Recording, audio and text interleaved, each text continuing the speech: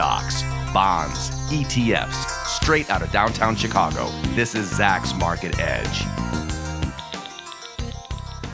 Welcome to Zach's Market Edge, the podcast about investing in your life. I'm your host, Tracy Reinick, and this week I'm joined by Zach's senior strategist, Kevin Cook, to discuss a very important topic, which we haven't covered on this podcast yet, and it's, should you trade the VIX? In 2015, Kevin did an excellent video on this topic in his cook's kitchen, and it's still getting views. It's gotten like 15,000 views over there. So you can go to YouTube and check it out. It is called, isn't it, Kevin? Should you trade the VIX? I'm pretty sure it's called the same thing. I think it is. Actually, I just checked it out. So the video on YouTube is called Trading the VIX. Okay. What you need to know. Okay. Now, if you forget that title, if you just search in YouTube, Trading space VIX, V-I-X, yeah, it'll come up as the top result. Okay. And like I said, like 15,000 people have been watching that video over there, which I've watched as well. And so I thought we'd cover the same topic. It's not quite as good without your visuals from the video, but I know that the VIX is still the thing. I still see it referred to all the time on my Twitter feed and on stock twits of like people trading it or wanting to trade it. So or using it as a market predictor. Yeah. Oh, yeah. All the time. And you can find it if you're on Yahoo Finance. There's the VIX right up there. It's like, you know, the major indexes, gold, crude, and this thing called the VIX. Mm-hmm. So what is the VIX? Yeah. So, and the reason I made that video is because of so many people trying to trade it. Yes. And you and I use stock twits a lot. For any of our Twitter users out there, there is a sort of a derivative, not related to Twitter, but Howard Linson invented something called stock twits for traders, where you can go on there and talk about stocks all day. And so you see all these new young traders come there, and they all want to trade the VIX and through all these derivatives that exist, and most of them will lose all their money. Because these derivatives are not what they think they are. Right. And the VIX is a very professional instrument and market, and it's not for everybody. So then what I try and do is some basic education, and that's what my video does. Yeah. And first of all, you have to, let me just describe it in some basic terms, and then ask questions if I say something confusing. Okay. So first of all, the VIX is what's known as implied volatility. And implied volatility just means it's telling you the prices that things are trading at, what are they telling you about how volatile things are expected to be in the future. So we all know the S&P 500. It's the big benchmark index for the United States. Well, there are options that trade on the S&P 500 that are really just for institutions because of the size and the amount of capital you need to put up to buy or sell a put or a call on the S&P 500. So, and those options trade at the Chicago Board Options Exchange, and the symbol is SPX. So those options are trading because large fund managers want to hedge, or they want to use options in creative ways to sort of either balance a portfolio or get more leverage out of a portfolio. They might be selling calls against the S&P 500, but when the VIX spikes up, it's because they're buying puts, and they're not, I don't want to say that they're in a panic, but sometimes the price of insurance on their portfolios goes up. They don't want to sell their stocks. They have too many stocks to sell, right? Yeah. If you're a fund manager managing anything over $1 billion, you don't want to sell your stocks, but you'd like to buy insurance. And one of the best ways to do that is to buy a put on the S&P 500. So what the VIX is measuring is the prices that are being paid for those puts and calls. Are they going up or are they going down? And that gets converted into a volatility number. Now, volatility is just standard deviation. So anybody who went to college and took probability and statistics, if you don't know what the VIX is, just equate it to standard deviation, because that's all it is. It's classic standard deviation. So what it tells you, let's say that you have a VIX number of 15. What that is that's a percentage. So it's telling you that the S&P 500 could be within 15% higher or 15% lower 1 year from now in about 68% of cases, which is, Okay. one standard deviation is about, 68% of cases. Yeah. That's the way standard deviation works. And it's an annualized number. So it's really this funky mathematical guesstimate of where traders are voting based on, what they want to pay for puts and calls. And then that creates this implied volatility. So just like I should take one step back here and just talk about options pricing. Many people have probably heard of the Black-Scholes options pricing model. This was revolutionary when it was invented in the late 60s. I mean, it basically created the Chicago derivatives markets. We're here in Chicago, and I got my start at the CME, which was trading pork belly futures in the 60s. But then they got to trade currencies in the 70s after Nixon nixed the gold standard. Right around the same time, the Chicago Board Options Exchange started in 1973 because options are something that have existed for centuries, thousands of years. There's stories about in ancient Greece, I think it was Thales of Miletus sold options on olive presses because he knew there was going to be bad weather or good weather, and maybe there was a bumper crop of olives or whatever, and everybody would want an olive press, so he sold the right to rent an options press. So that's what an option is. It grants you the right to buy something. Well, there was no Chicago Board Options Exchange before 1973 because there wasn't a standardized model. So Myron Scholes and Fisher Black created this mathematical model that said, hey, what are the requirements to tell us what an option should be worth? And they put in the requirements. We need to know, where is the stock now? Where do you want to buy or sell the stock? That's the strike price of the option. What has historical volatility been like?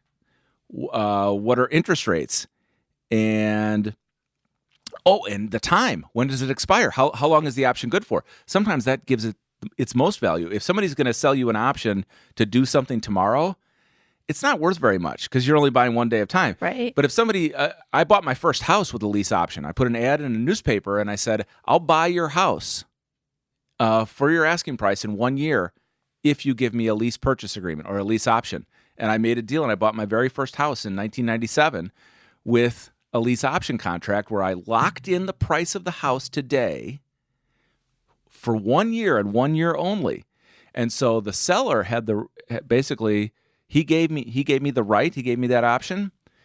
But if a year came by and I still hadn't bought the house, he could take it off the market. It was no longer mine to buy at that price. So I only locked in that price for 1 year. So that's what an option does. It grants you the right, but not the obligation to buy something. So the Black-Scholes options pricing model created this standardized method. And so I told you all the things you put in. I told you the 5 things you put into the model to give you an options price. Well, implied volatility puts in the price of the options and spits out the implied volatility. That's where implied volatility comes from. This is a huge concept in options trading. We won't go that much more into it, but sounds complicated. What happens with the VIX is that people think, well, I can predict the market here. I know the VIX is going to go up, the VIX is going to go down. Don't they all just look at the chart on the VIX? Exactly. Isn't there a lot of charting? And then the other problem is they're using these new ETFs. I call them new, but I mean, they've been around for a few years, like VXX, which just had to get... Yeah, I looked at that one, the short-term futures ETN. Which just had to get rebuilt. They had to kill the old VXX. Was that the one that blew up? Yeah. Okay. It was one that partially blew up. One of the ones? So, yeah. So, and then there's UVXY, which is leveraged still. So remember I said that the VIX is based on S&P options, which are based on the index? Well, there's your first derivative, right? So the S&P options are a derivative of the index. Then the VIX is based on those options. So there's your second derivative. These ETFs are third and fourth derivatives, especially if they have leverage and if they rebalance daily. So here's the short and simple of this. These ETFs, mathematically, they are destined to go to zero. That's what I think people don't understand. Yeah, and the options pros, the mathematical, quantitative, institutional pros, they know this. So they do two things. One, since it's all math, they can algorithmically program. I shouldn't even try and say that word. But in trading, we just use shorthand like algos, right? So you program you create a program that can buy or sell lots of these instruments all at the same time. If you buy puts here, you're buying the index there. You're doing this in the ETF, and you're doing this in the VIX. There's VIX futures. Oh, I forgot about the VIX futures. That the VIX futures are in the middle of this too. There's at the CBOE they trade futures on the VIX. So that's another derivative. So that's how you get into third and fourth derivatives with these ETFs. But the institutions are, again, I said they're doing two things. One, they're using math and computer programs to trade them automatically, so you'll never beat them. The other thing they're doing, they're consistently shorting these ETFs. So like the new VXXB and UVXY, they're just net short these things all the time. And so you're up against the pros, really, when it comes to these instruments. And then trying to chart them, you can chart stock prices because a stock can go to zero and it can go to infinity. The VIX cannot go to zero or infinity.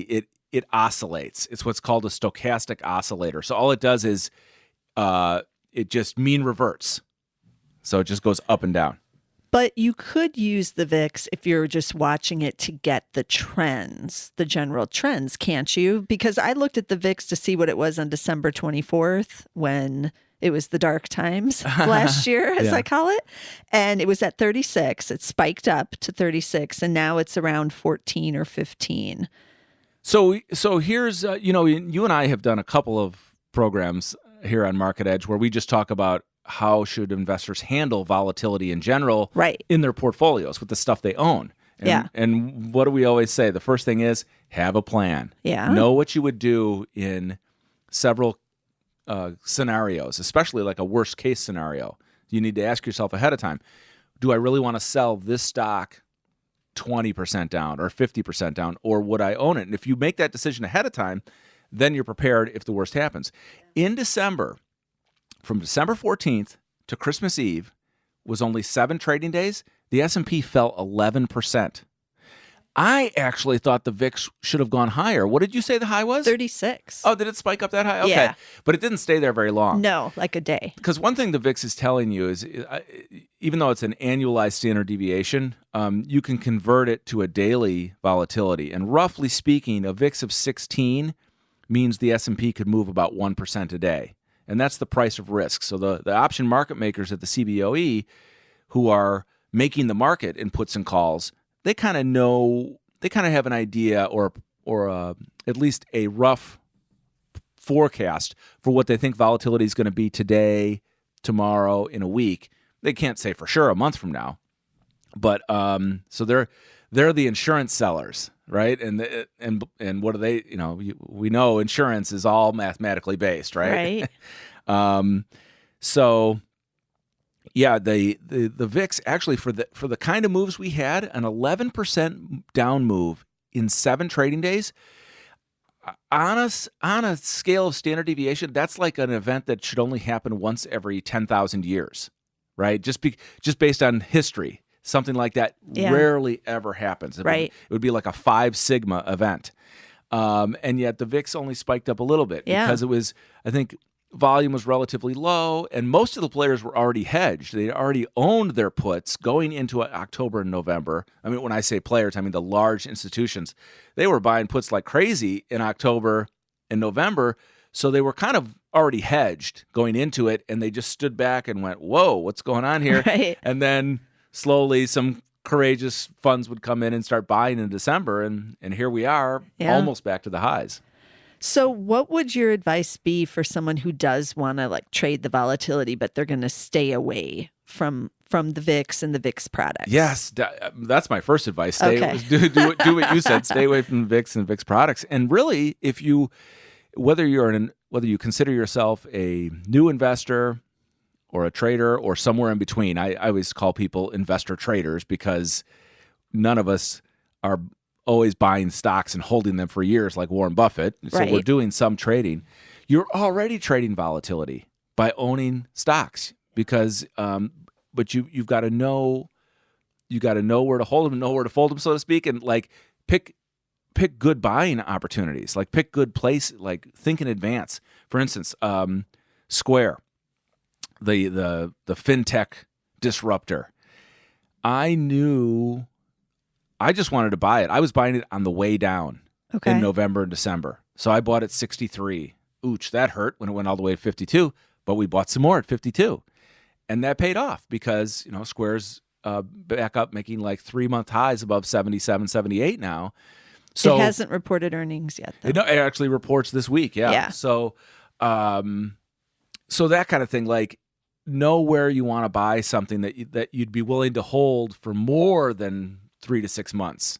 Because during bouts of volatility that come and go, right? Volatility, it comes and it goes, and so now we're in a quiet period and the market's rising and it doesn't seem like anything can scare it. But just as you want to have a plan for what you own and whether you would sell it or not on a downdraft, have a plan for what you want to buy. Right. I always call it's key. For my group, I call it buy buckets. You want to have buckets placed out to catch things that are falling and then try and stick to your plan. And it's hard too, because when everybody seems to be panicking, it's hard to go in there and go, oh, I'm going to buy this at 45 and then it just went to 40. But you cannot time this stuff perfectly. When volatility is, the VIX is above 30 and things are racing, you can't time things perfectly and catch the absolute low. But if you plan to buy something at 45 that fell, let's say it fell 20% in a week, and you buy it at 45 and it goes to 40, I would say stick with your plan if nothing else has changed. You like the fundamentals of that stock, because 2-3 weeks later it could be back above 60. This is what happens. And I gave you the example with Square. Like I was, you get a knot in your stomach when you just bought it at 63 and now it's 52, but scaling in paid off in the volatility. Yeah. And we saw that with lots of software stocks. I mean, look at I'll name a bigger software stock that lots of tech investors own, and that's Salesforce, symbol CRM. That's making new highs now. And it was down to 114 and now it's 162. Wow. So that's pretty volatile there. And software in general is just super strong. And even though the valuations are high, you've got things like Adobe and Workday. Workday has made new highs. Adobe hasn't yet, but looks like it could. What's Workday's symbol? WDAY? Exactly. Is that right? Mm-hmm. Okay. That's an easy one.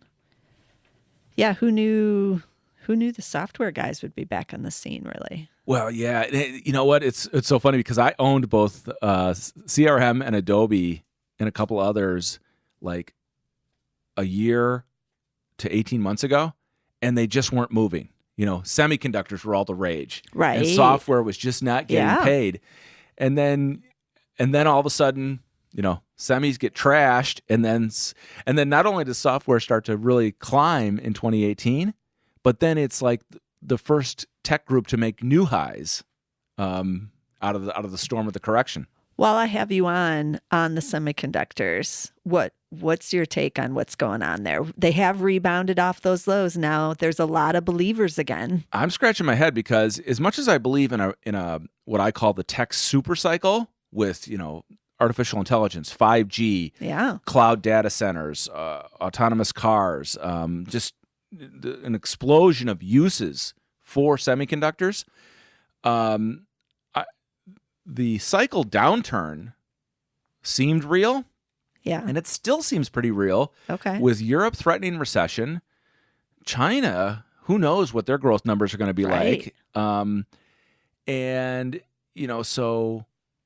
so you're not buying it? Do you think this is a fake out? I kind of do. Okay. I think it is right now because the Philadelphia Semiconductor Index, which is called the SOX, SOX, is within like 3 to 5% of its all-time highs from last autumn.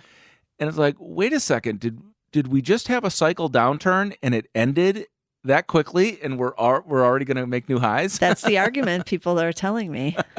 Yeah, they're like, it's different this time, Kevin. And I think you as an investor, you can own Micron.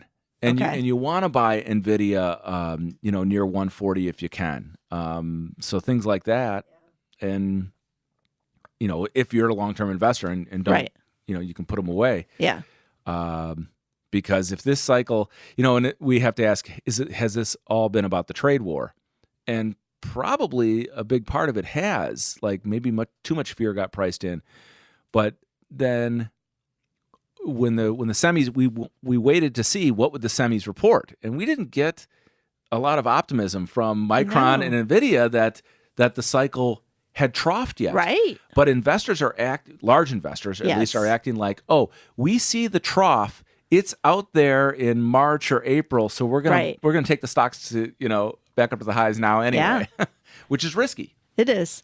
But it makes me think like this run is already over then. If they're already pricing in the bottom, then where do you go from there, really? Because then you go into the next quarterly reports. Right. And are they really ramping up that quickly now? No, probably not. Given what you just outlined about recessions and various slowdowns. Yeah, I call Micron the megalodon of memory, and it's like when they tell you demand is softening, that means something. Right. Okay. Well, we'll be revisiting the semis, I'm sure, in the next couple months because it's still a super popular area.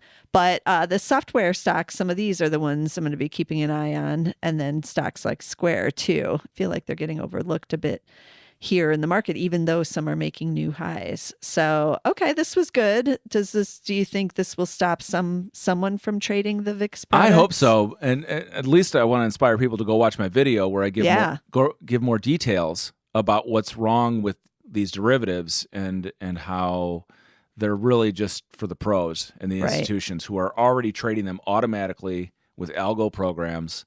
You can't win against them. And they're always hedged anyway. So when all of a sudden you see, one of these VIX things is moving up, I should buy it and chase it.